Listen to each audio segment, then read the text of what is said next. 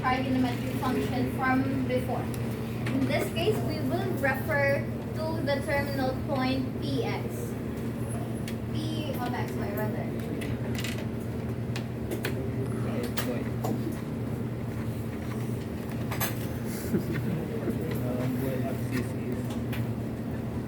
Okay, ito. Ito X. Y ito. Y ito. Ano? Okay, so say for example, I have here my coordinate system, right? So I have x and y axis. And I have here my terminal side of my angle theta. So this is basically the initial side and the terminal side of my angle theta. So now how will we define the trigonometric function of any angle, say for example theta? So we will actually refer to a terminal point here. This is what they call terminal point. At this point, since this is on coordinate system, this is of x and y coordinate, right? So basically,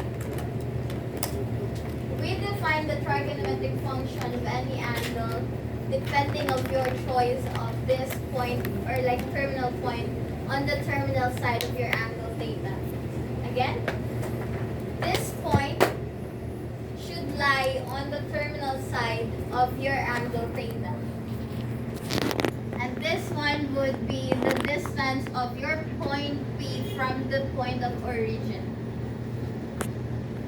So from there, since this is a coordinate x and y, I have here this right triangle. Now since this is x and y, what is the length of this one? This is x and y. So what? This is y. What about this one? X. So this is from your x coordinate and this is because from your y coordinate. And then we define the sixth trigonometric function of any angle depending of your choice of terminal point. So from there you define the sine function to be the ratio of y over r, cosine of theta, ratio of x over r, and then tangent of theta to be y over x. And then these three are the corresponding reciprocal of sine, cosine, tangent. So since r is your, what is this? The distance of point 0 to p, right? But this is actually also your hypotenuse of your right triangle. This is my right triangle. So this is hypotenuse. So by the Pythagorean theorem, we solve for the distance to be the square root of the sum of the squares of the sides. And I have here x squared plus y squared. Therefore, the distance of this point from the origin is the square root of x squared plus y squared. And that would be your corresponding value or in the definition of your trigonometric function. And actually, this terminal point, you can refer it as the intersection of the terminal side of your angle theta with a circle of radius r. Not a perfect circle, but this is a circle. And then this terminal point with coordinate x and y is the intersection. What do you mean by intersection? Yeah. So basically, this is the intersection of this circle of radius r and the terminal side of your angle theta. Now say for example, I'm talking with a unit circle, so the radius is equal to 1. So r is equal to 1 if I have here a unit circle. That means if r is equal to 1, then the definition of my trigonometric function would be, first off, sine theta is y over r. R is equal to 1. So sine theta is equal to?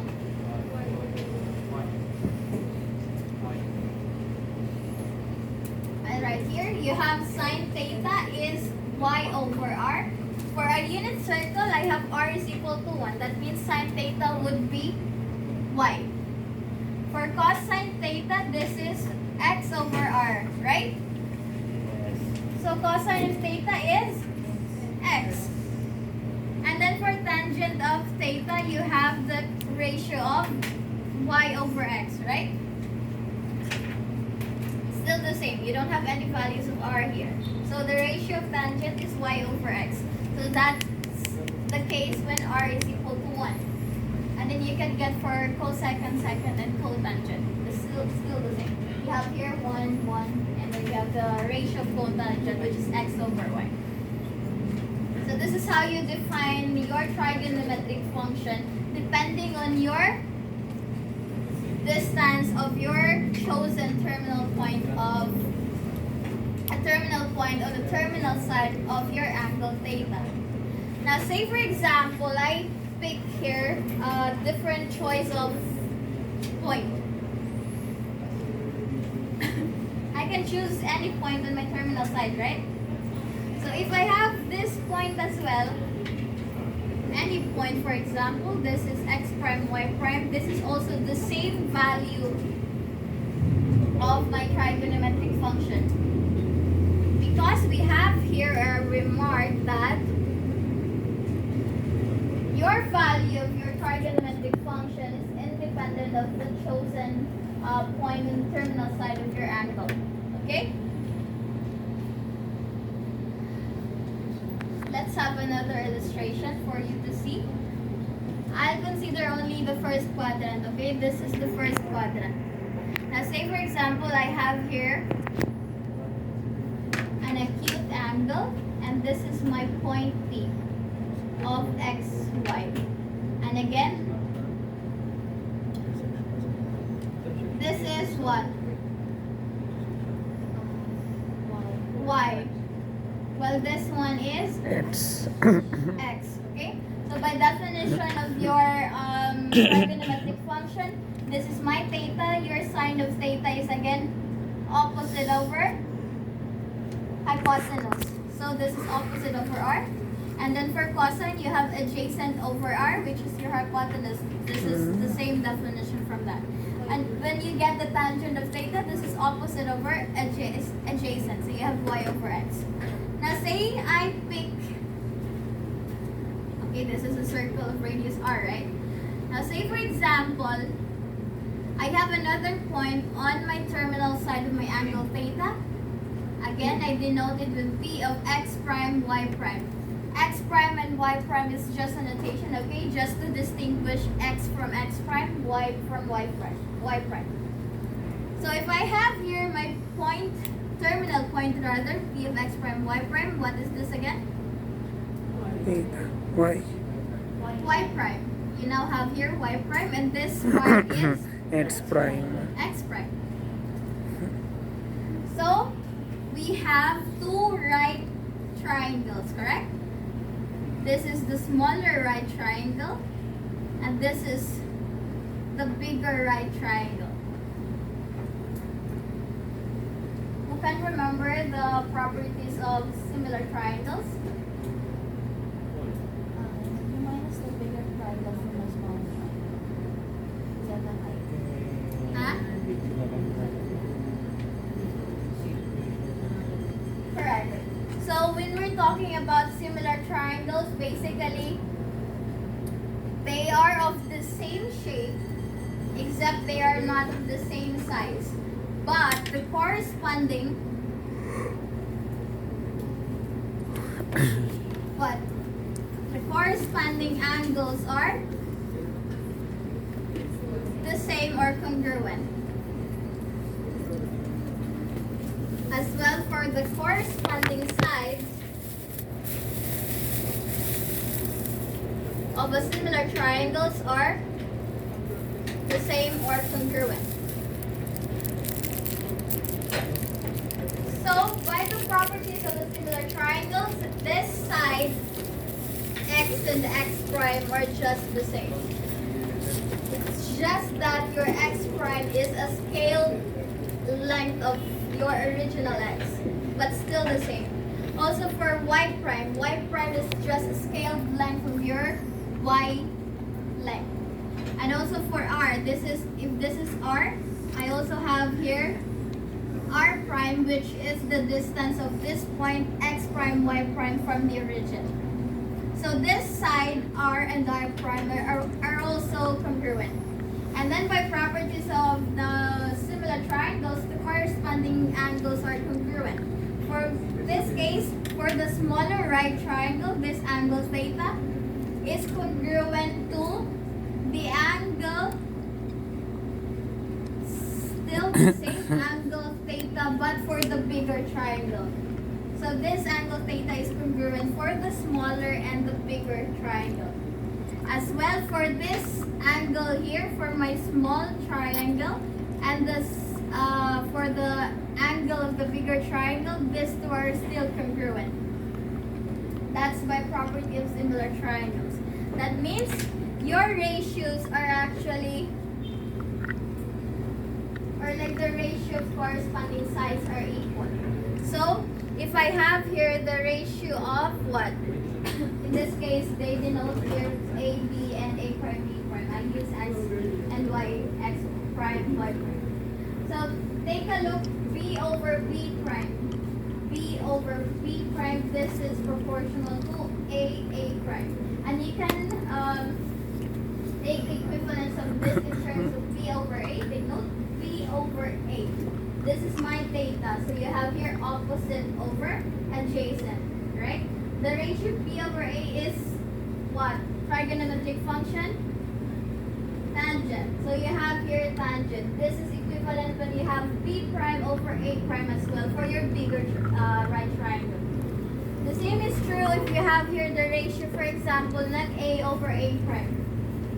Okay, a over a prime and then r and r prime. Still the same, which is equivalent when you have a over r. This is what? A is the adjacent side of my theta and r is the hypotenuse. That's correct. So that means this ratio is what? Corresponds to cosine theta of your trigonometric function. Question? No, So no. even if I choose here point P of coordinate A and B, or A if prime. I have here point A prime, B prime, these two are actually, or will yield the same value of trigonometric function. It doesn't really matter if you choose points here as well, but as long as these points are on the terminal side of your angle theta. Okay? You cannot choose any point beyond your terminal side of your angle theta. It should be on the terminal side of your angle theta, and any points here will have the same values of your trigonometric function. Question. No. It goes beyond. Meron pala, meron pala. If it goes beyond, then I guess it would be a different trigonometric. I mean, it would be, you can still solve it, but on the different method.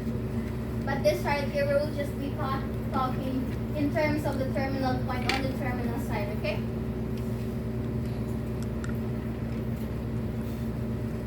Let's have an example.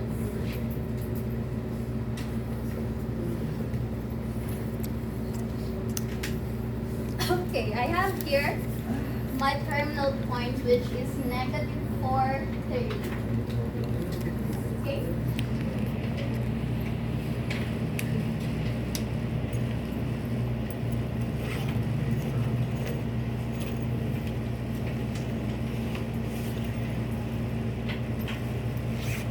Trigonometric functions of theta with p of xy is equal to negative 430. Okay, how do we get for the values of our trigonometric function?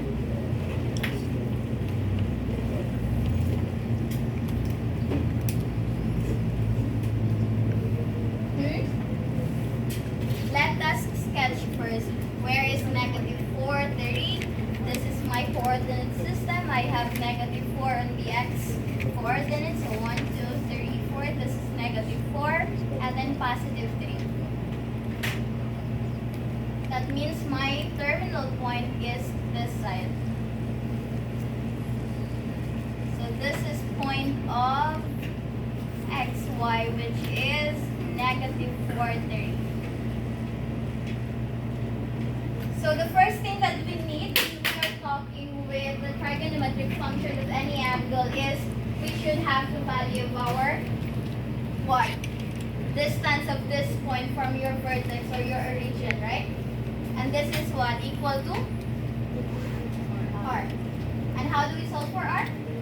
Square root of x squared plus y. R is equal to the square root of x squared plus y squared, correct? Yes. So Yes. what is the value of my r here? 5.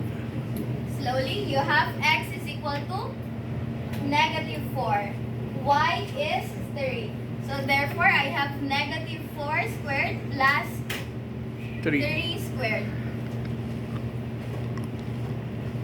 Getting the square root, you have the square root of 25, and that is equal to 5. Therefore, r is equal to 5. Okay, so far we already have the value of r. So we can now solve for our trigonometric function, correct? Yes. So how do we define the sine theta again? Y over R. Y over r. Y is equal to 3. Value of r is?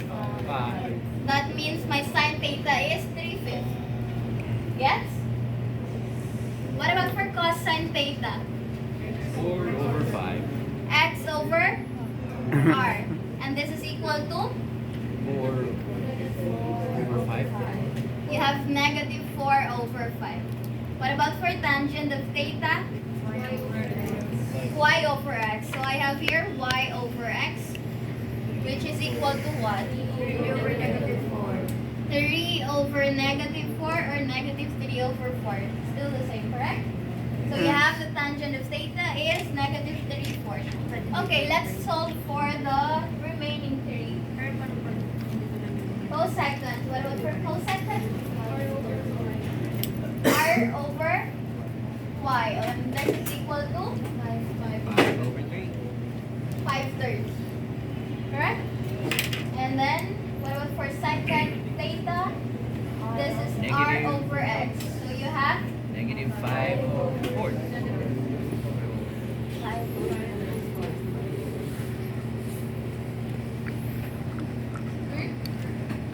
X is negative 4, R is 5, so you have negative 5 over 4. Correct? Correct? And then lastly, for cotangent theta, this is x over y, so you have negative 4 over 3. So these are the values of your trigonometric function for this angle theta with the terminal point negative 40. Question? None. No? No? Can I erase this? Ma'am, wait lang po, ma'am. Wait lang. 1. 5, 4, 3, Picture mo na lang. 2. Done? Yappy.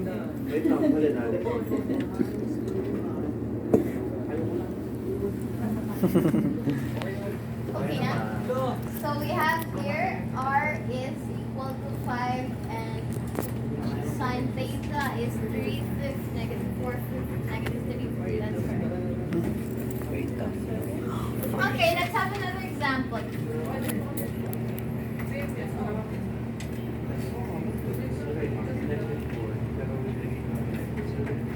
Let's have another example. I have here Pag-nod na. p of xy. And then we have your value of my r.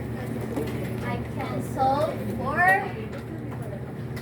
sine theta, cosine theta, tangent of theta, and then I can get for cosecant theta, secant, and then lastly for cotangent theta. Okay, give me a terminal point P of xy with x and y coordinate. 4, 5. Huh? 1 over 1. 1 5, 7. 5, negative 2? Okay, you chose this. So what's the value of r then?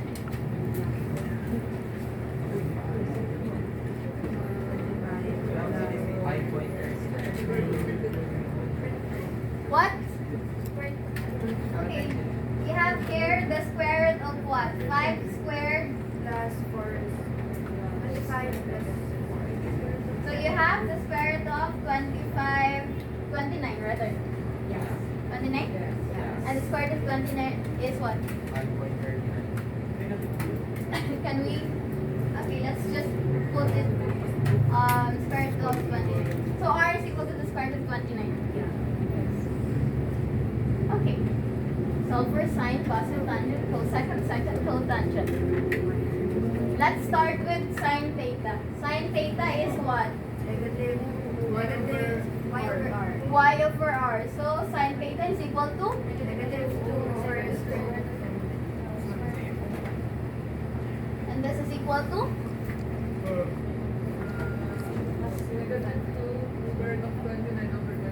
Negative 2 the square root of 29 over 29.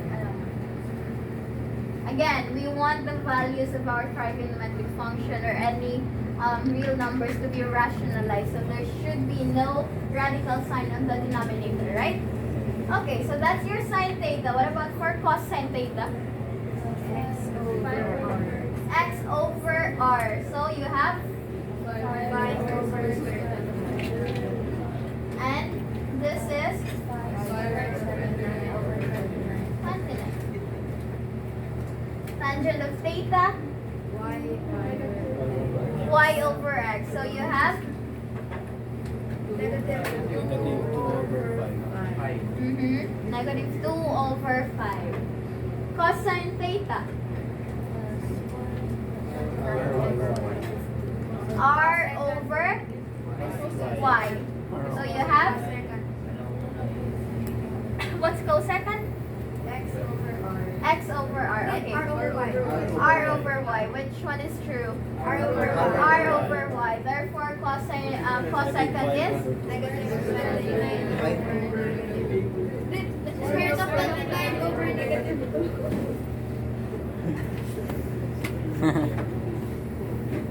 Same? Yes. Huh? The square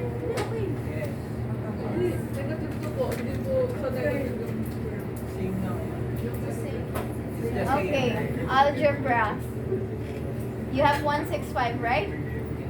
So, A over B, this is equal to A over negative B or A over it's the same. Okay? So I can have here negative the square root of 29 over 2.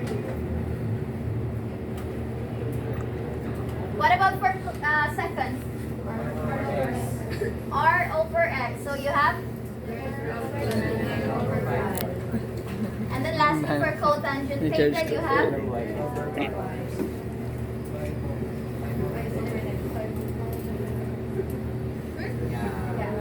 Okay, so these are your trigonometric function when you have here the terminal point 5 negative. More example? Done? Yes? So that's how you get for the trigonometric function when you have a given point or like a terminal point. But take note that this point should be on the terminal side of your angle theta for you to get these values. Yes?